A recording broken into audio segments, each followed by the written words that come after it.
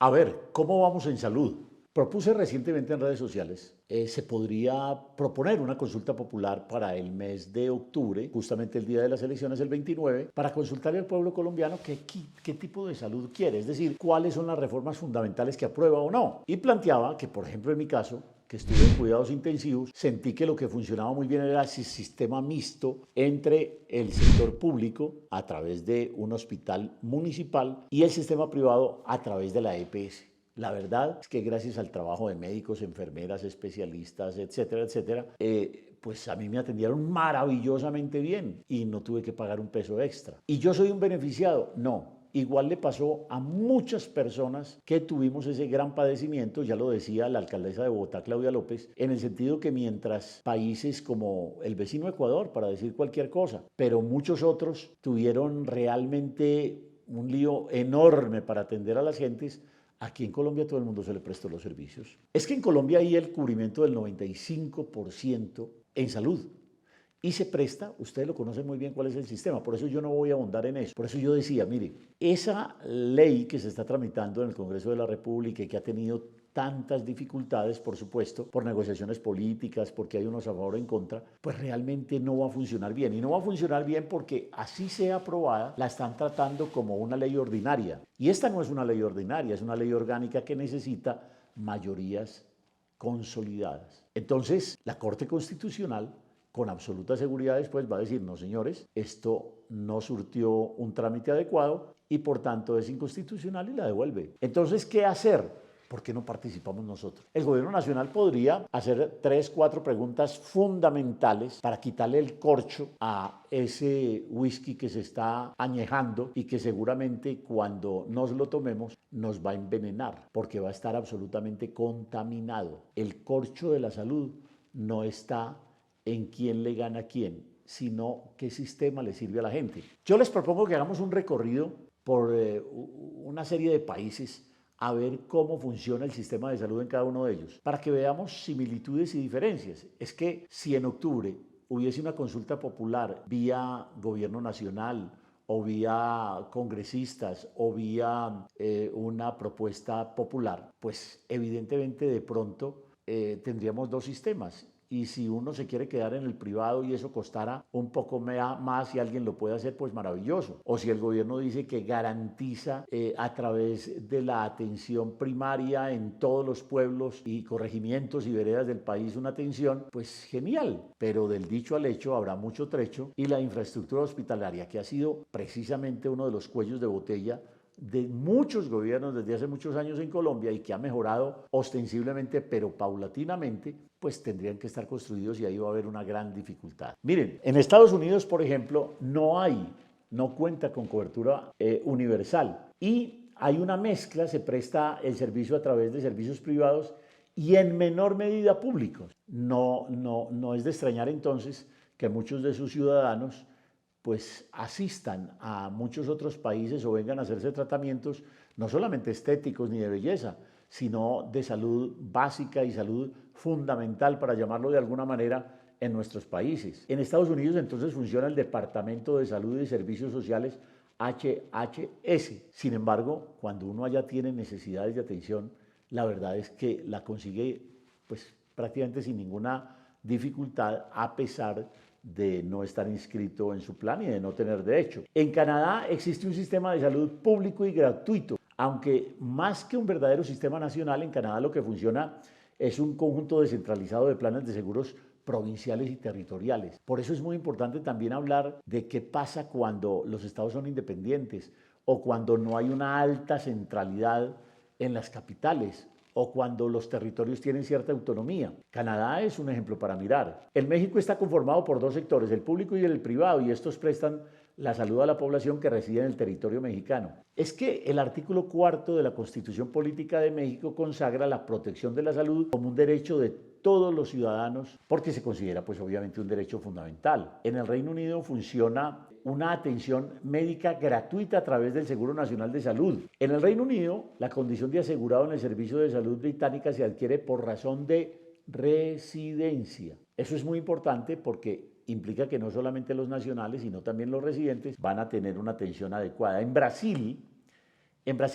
funciona el que se denomina el SUS, Sistema Único de Salud de Brasil, público, universal y gratuito. Su regulación y control en el contexto de la salud suplementaria está obviamente perfectamente, digamos, ordenado. Cuenta con un área de 8.5 millones de kilómetros donde reside una población de 192 millones de habitantes. Por eso el SUS es un sistema universal gratuito que es financiado por impuestos. Digamos que allá hay una ley que rige este sistema, que es la ley 8080 de 1990, y el sistema de salud está integrado por el Ministerio de Salud, las Secretarías de Salud estatales y locales, y la provisión de servicios se realiza mediante hospitales públicos y hospitales privados. Vamos viendo entonces que en todas partes, pues el modelo ideal es ese modelo mixto que queremos aquí acabar a las patadas. En Alemania se dividen dos tipos de cobertura, el seguro privado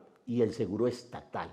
Este último también se denomina sistema público. Sin embargo, a diferencia del SUS de Brasil, este sistema público se paga. Estamos hablando de Alemania. En Venezuela, digamos que en Venezuela hay un fenómeno muy particular, porque la verdad es bastante compleja la organización para atender a la gente. Sin embargo, uno podría afirmar que en Venezuela a todo el mundo se le atiende en salud. El problema es que no hay ningún medicamento, ni siquiera el famoso ibuprofeno, para solucionar los problemas de los venezolanos. ¿Cómo funciona? Cuenta con 5.089 establecimientos de salud públicos, de los cuales 4.793 son ambulatorios y 296 son hospitales. El 96% de las unidades de atención ambulatoria pertenecen al Ministerio de Salud y el resto al MS y el resto al IBSS, al IPSAME y el Ministerio de Defensa. ¿Cómo le parece la complicación allá? Yo incluso aquí tengo el esquema de cómo funciona el tema, pero pues va a ser muy difícil poderlo explicar brevemente. Pasemos a Chile. En Chile nos gusta mirar mucho al sur en pensiones, en reformas laborales, en reformas constitucionales. En Chile el sistema de salud está compuesto por un sistema mixto de atención integrado por el seguro público, que se denomina FONASA, que es el Fondo Nacional de Salud, y uno privado denominado ISAPRE, Instituciones de Salud Provisional. Es muy importante que uno se adentre un poquito en esas dos instituciones para ver que permite tomar decisiones informadas a quienes quieran acceder a ese sistema. El FONASA, por ejemplo, pertenecen los trabajadores dependientes e independientes y cotizan el 7% de sus ingresos mensuales. El ISAPRES son instituciones de salud provisional privada encargadas de financiar las prestaciones y beneficios de salud a las personas que cotizan el ya mencionado 7%. Entonces, en Chile, miren ustedes que hay un sistema mixto. En Italia, ¿qué pasa en Italia? Otorga cobertura universal y gratuita a ciudadanos italianos y extranjeros con residencia, algo similar, como habíamos dicho, al Reino Unido. Esto es gracias a lo que se llama el Servicio Sanitario Nacional. Las regiones y las provincias de ese país brindan servicios de atención médica y urgencia a través de unidades locales. Yo creo que ese modelo que ya hemos visto en varios países, sería muy interesante analizarlo, pero no como destapando una botella para bebérnosla, aunque nos haga daño, sino con la palatabilidad, con la degustación adecuada para que sepamos que lo que vamos a probar nos gusta. En China ese gigante, súper gigante asiático, el que va a quedar de segundo en población dentro de muy poco porque se le pasará a la India, ofrece una cobertura casi universal a los residentes en el país a través de un seguro médico básico financiado por contribuciones de los asegurados y sus empleadores. Es decir, como aquí nos pagan una platica, otros pagan otra platica. El Fondo de Seguro de Enfermedad consta de dos partes. Una cuenta personal en la que cada trabajador paga contribuciones para financiar su salud ambulatoria y sus medicamentos hasta cuando se agote la cuenta. Y los gastos inferiores al 10% del salario anual del trabajador están totalmente cubiertos por el Estado. Y hay un fondo hospitalario común financiado principalmente por las cotizaciones de los empresarios que cubre los gastos entre un umbral del 10% del salario y un límite máximo de 6 veces el salario medio anual local. El fondo cubre entonces entre el 50 y el 80% de los gastos realizados. Por lo tanto, el régimen en China solo cubre parcialmente los gastos sanitarios de los residentes asegurados. Nos vamos para Israel. Pues es que Israel casi todo lo tiene resuelto menos su conflicto y nunca lo logrará solucionar porque es un tema de ideología, de religión y de convicción con sus vecinos del lado. Pero en Israel la asistencia sanitaria es universal. Cada residente israelí tiene derecho a un seguro de salud que incluye una canasta integral de servicios de salud independientemente de género, religión, edad, origen étnico, etc. Gracias al Big Data, tiene una tasa de satisfacción del paciente del 90%. Clasificaciones de primer nivel según las medidas internacionales de salud. Uno de los costos por paciente más bajos del mundo, una comunidad de clase mundial, un sistema de salud médica primaria fundamental.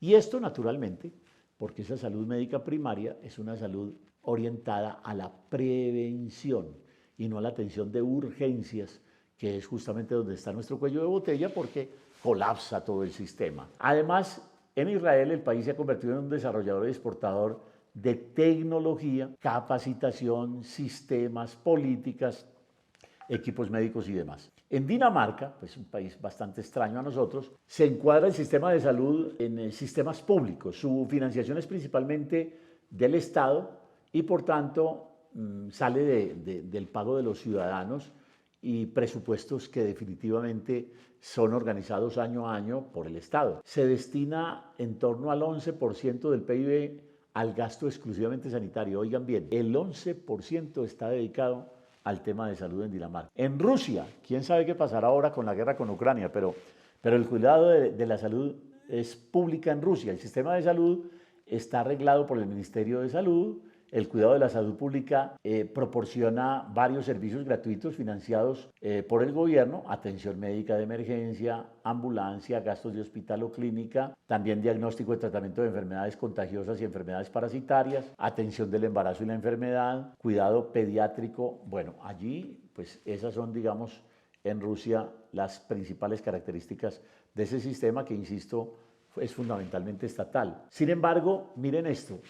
El servicio de salud en Rusia no incluye la cirugía estética, la terapia alternativa, los medicamentos homeopáticos, la cobertura de la mayoría de los tratamientos dentales, la terapia de rehabilitación y la terapia educativa. Por cierto, es muy particular que la mayoría de los países no consideren la salud, la odontología como un problema básico de los ciudadanos, entre otras cosas porque hace parte del ego, hace parte de la autoestima, el hecho de tener una dentadura presentable. Y quienes se arriman en Colombia o casi que en la mayoría de países del mundo a tratamientos odontológicos se tiene que enfrentar a dos situaciones. Una es que prácticamente los servicios no son cubiertos por nadie, digo dentro de las cotizaciones normales, y dos, que es muy costoso cualquier tratamiento. Claro que eso mirado en dólares a algunos les parece, los que vienen les parece económico o barato, pero aquí es francamente muy alto para el bolsillo de cualquier colombiano. La OMS es muy importante que nosotros sepamos que nos están midiendo comparativamente con otros países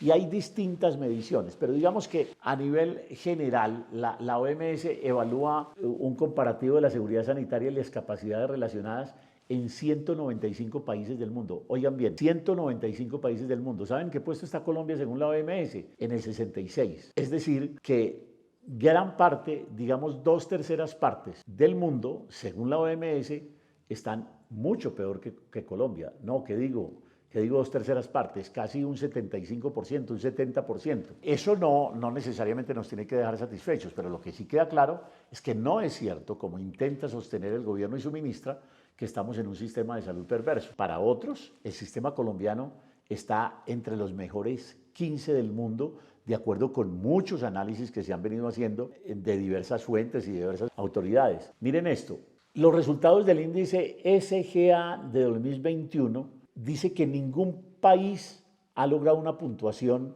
global de 100 puntos, que la población promedio está, la tensión de puntaje promedio está en 38.9. En Estados Unidos logró el 75.9, Australia el 71.1. A ver, busco aquí en este índice, ¿qué más dice? Corea del Sur 65.4, Letonia, Francia mejor 61.9, España 60.9, Japón 60.9, México 57% situado quizá como el mejor de Latinoamérica. Chile 56, Perú 54, Argentina 54 y Colombia 53. Perú, Argentina, Colombia y Chile separados por una mínima diferencia, y Colombia en ese índice mejoró el año pasado, en el 2021 mejor 3,2% en su calificación con relación al año anterior. Bueno, como ven, estamos haciendo un somero repaso por lo que sucede en el mundo, porque yo sigo apegado a un principio que rige todo lo que hago, y es: